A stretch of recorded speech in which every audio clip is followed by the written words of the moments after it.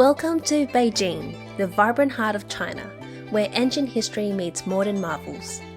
Over the next 3 days, we are diving headfirst into this dynamic city to explore its most iconic landmarks and cultural treasures. From walking in the footsteps of emperors at the Forbidden City, to soaking in the serenity of the Summer Palace, witnessing the jaw-dropping stunts at the Beijing Acrobatics show, and strolling through the picturesque Jingshan and Beihai Parks, our itinerary is packed with unforgettable moments. We'll also uncover the beauty of Yuanmingyuan, the old summer palace, one of the world's greatest wonders, the Great Wall of China, and so much more. So buckle up and let's embark on this incredible journey through Beijing.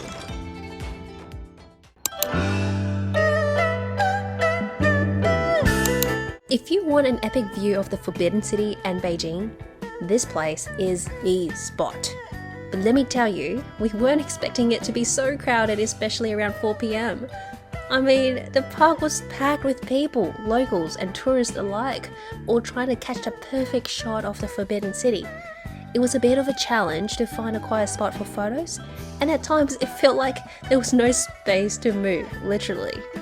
But hey, that's what happens when you're at one of the most famous viewpoints in Beijing, right?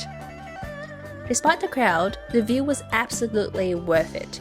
From the top of the Jingshan Hill, you get this incredible panoramic view of the entire Forbidden City. So, even though it was a bit tricky to get that perfect photo with so many people around, the view from Jingshan Park is something you don't want to miss.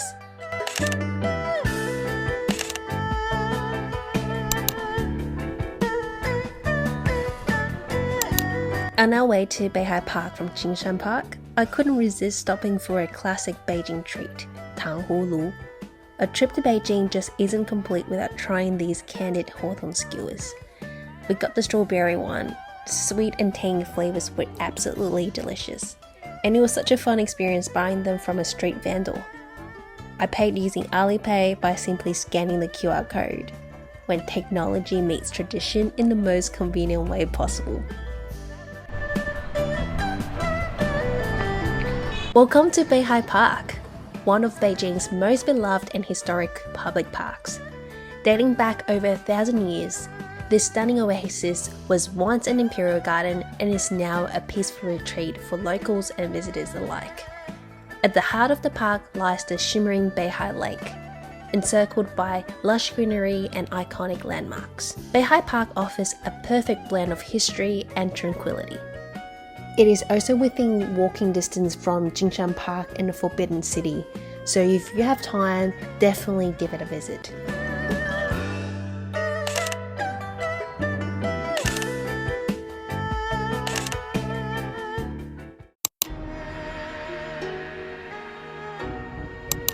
Our first full day in Beijing began at Tiananmen Square, a monumental site that holds deep historical and cultural significance. The security checks to enter the square are thorough, but once you're past them, you're greeted by the vast open space and its impressive landmarks. Tiananmen Square serves as the central axis of Beijing, connecting to the Forbidden City and other key sites. Walking through the square, you can feel the weight of history and the importance of this space in China's story. However, with our packed schedule, we didn't linger too long and continued on our way to the Forbidden City. Even with a brief visit, Tiananmen Square left a lasting impression for us, and it is a must-see for anyone visiting Beijing.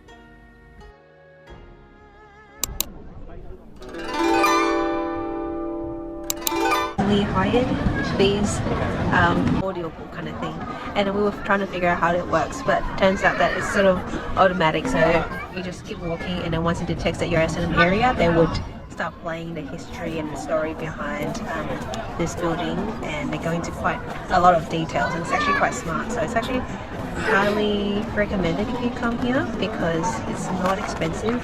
The English one costs about 40 yuan, and then the Chinese one costs 20. I'm using the Chinese one, and then Darren obviously uses the English one.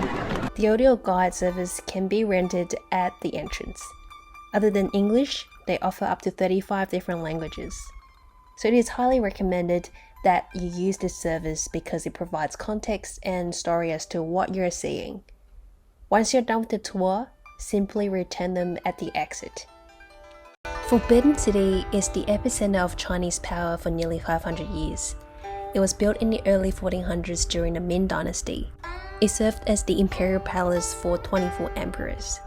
And the name Forbidden City comes from the fact that commoners and foreigners weren't allowed in without special permission. Pretty exclusive, hey? The Forbidden City is not just one building, but a sprawling complex of nearly 1,000 buildings covering over 180 acres. It's basically its own city. And here's a pro tip. Visitors can choose to book for the morning session or the afternoon session. Going earlier in the day may have less crowds and also gives you a bit more time to explore the palace. The Forbidden City is a must-see. It's a piece of history that brings the past to life, and once you're here, you'll see why it's one of the most important cultural landmarks in the world.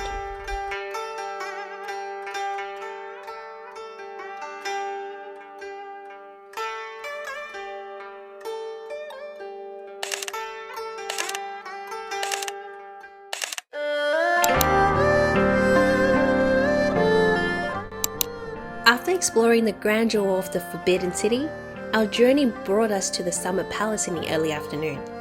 Despite the large number of visitors, the vastness of this imperial garden made it feel refreshingly uncrowded. The Summer Palace is a UNESCO World Heritage Site. It is a masterpiece of Chinese landscape design. Spanning over 700 acres, it features rolling hills, a tranquil lake, and a blend of natural beauty and architectural elegance. We stroll along the famous long corridor, soaking in the breathtaking views of the Kunming Lake. As we wandered, we marveled at the intricate details of the marble boat and a tower of Buddhist incense, each carrying centuries of history and cultural significance. Whether you're taking a leisurely boat ride on the lake or simply soaking in the serene atmosphere, the Summer Palace is a place where history and nature harmonize perfectly.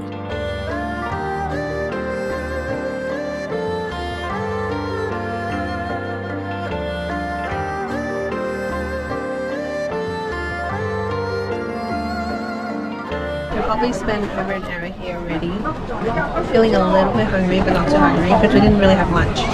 So we found this place where they sells this kind of pastry with pork inside. And then we've got one, I think it has cumin in it. This is not the first food that we had with cumin in it. I think they do put cumin as a common spice in their food. It tastes pretty good. 18 yuan, which is about $3.50. Pretty decent size.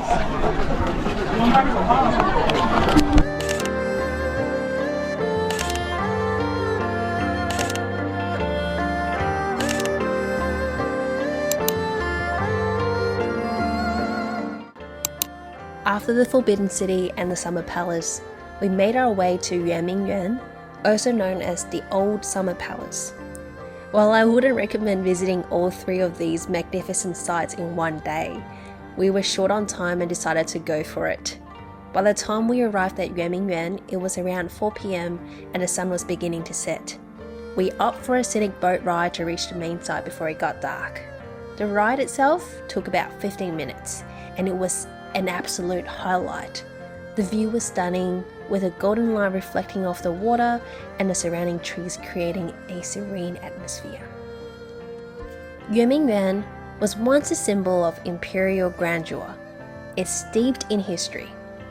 Built during the Qing Dynasty, it was a sprawling complex of gardens, palaces, and temples, known as the Garden of Gardens.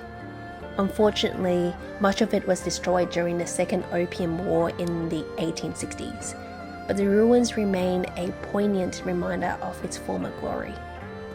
One of the must-see attractions here is the labyrinth-like stone maze. Wandering through its winding paths, you can almost imagine the splendor of the imperial past.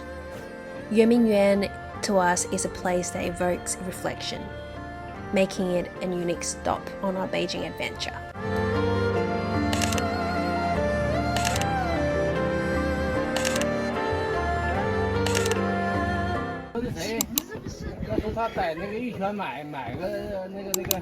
On our second full day in Beijing, we embarked on an early morning adventure to one of the most iconic landmarks in the world, the Great Wall of China. We were so excited. We caught the 7 a.m. high-speed train from Qinghe Station to Badali. We are at Qinghe Station and we are heading to Badali Great Wall. This is a high-speed rail, I think, so it only takes about 20 minutes to get there. And we took Didi to the train station from where we live, which is in a Wangfujing area, and we'll have to change 3 subways to get to the station. And our train to the Great Wall leaves at 7:05. So we thought it would be way too early for our brain to function to change 3 subways. And so we took the Didi. It's very cheap. It's 40 minutes ride for just 66 million, which is around $12, $13. Considered fine. Safe as a hassle. We've ordered the second class ticket on the railway, and this is how it looks like.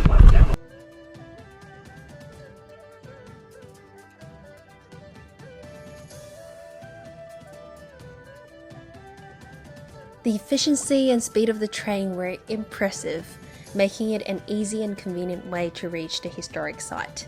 There are also other ways to get to the Great Wall, such as the bus, but we found the high-speed train the most convenient.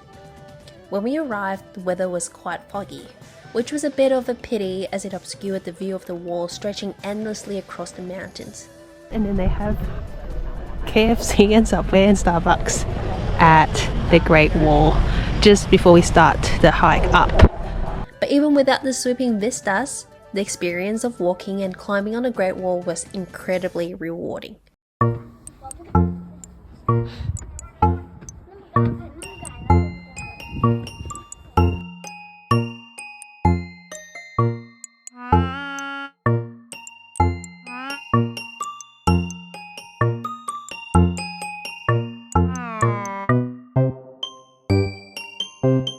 This is the highest point on the south side of the Great Wall.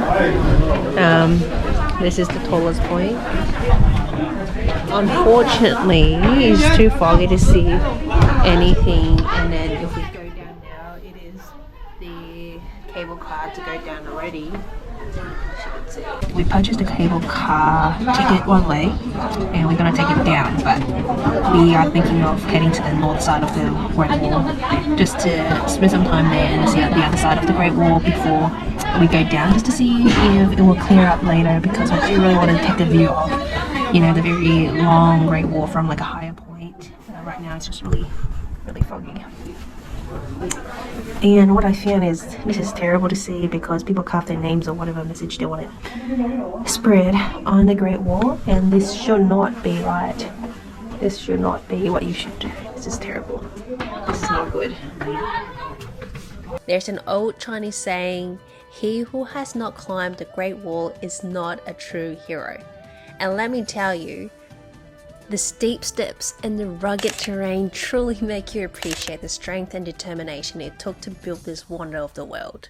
Heading to the cable car to take the cable car down now. I don't think the fog would clear up. It's probably gotten a little bit worse actually. So we just thought we'd go down, and there is a entrance to the cable car on the north side as well as the south side. So we are entering it from the north side. Definitely there's more people on the north side.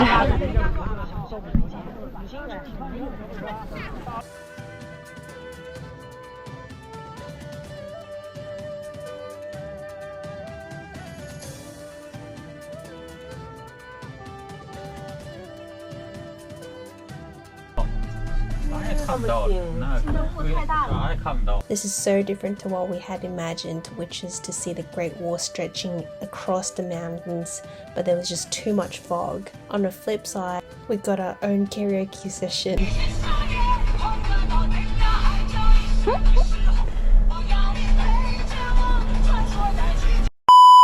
Despite the fog, the atmosphere was magical, with the mist adding in a sense of mystery to this ancient marvel.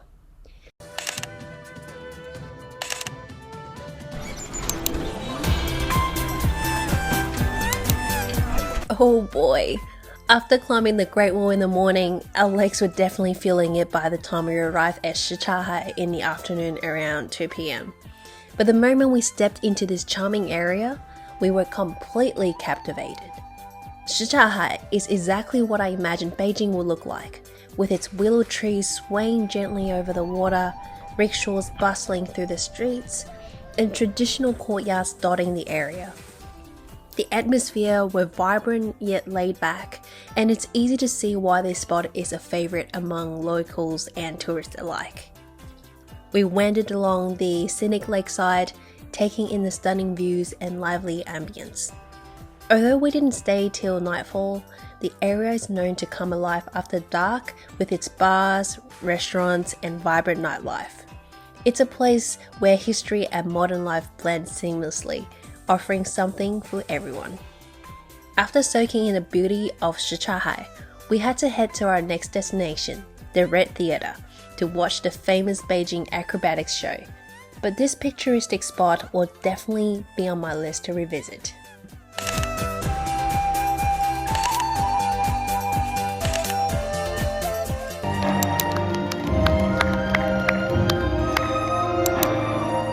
Our next stop was the Red Theatre, nestled in a residential area of Beijing, away from the usual tourist spots.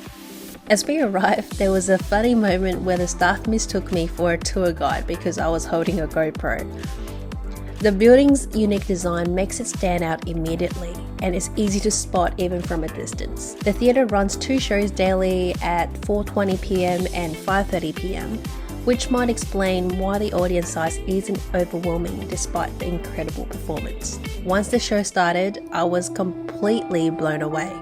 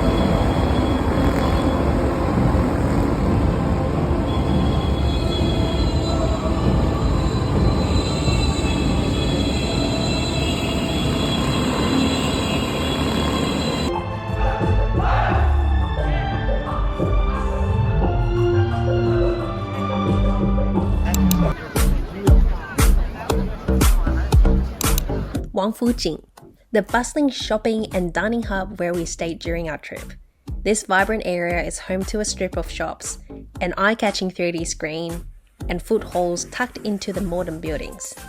It's a perfect blend of traditional and contemporary Beijing.